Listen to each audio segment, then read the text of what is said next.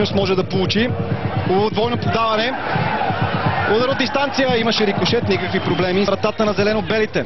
Ботев атакува опасно, топката е върната, имаше рикошет, претендират за 11 метров наказателен удар. Удара на Серкан Юсеин.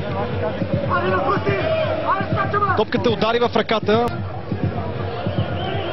Йордан Христов.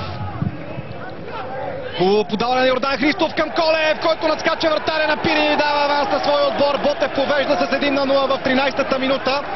Неразчетено излизане на Красимир Костов и Александър Колев го надигра категорично във въж. Как изкочи от дълбочина Александър Колев, няма никаква засада, защото нападателят е покрит. Красимир Костов явно не прецени добре летежа на топката, подцени ситуацията, тръгна да боксира, но Колев го надскочи и с глава. Атаката на Пирин продължава. Тони Тасев. По-висока топка, тя е пропусната, удар с глава и брилянтна намеса на Голас. Пирин губи топката, нямаше подкрепа от защитниците пред себе си. Отново през зоната на Филипов се развива атаката на Пирин.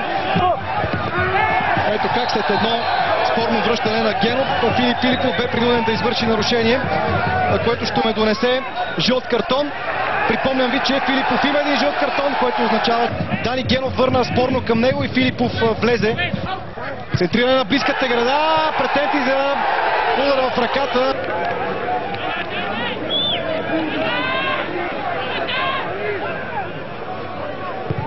Удар на Мартиньос в близкия ъгъл, но не точно.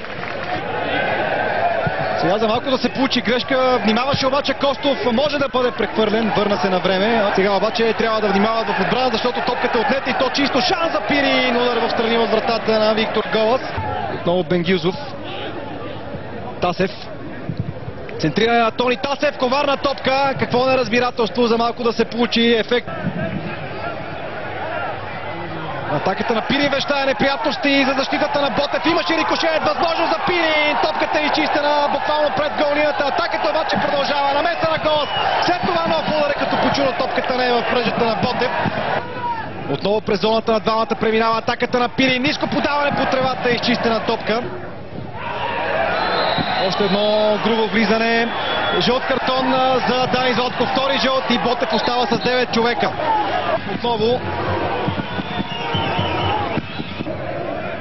Божидар Васев ще опита да спре това центриране към далечната града.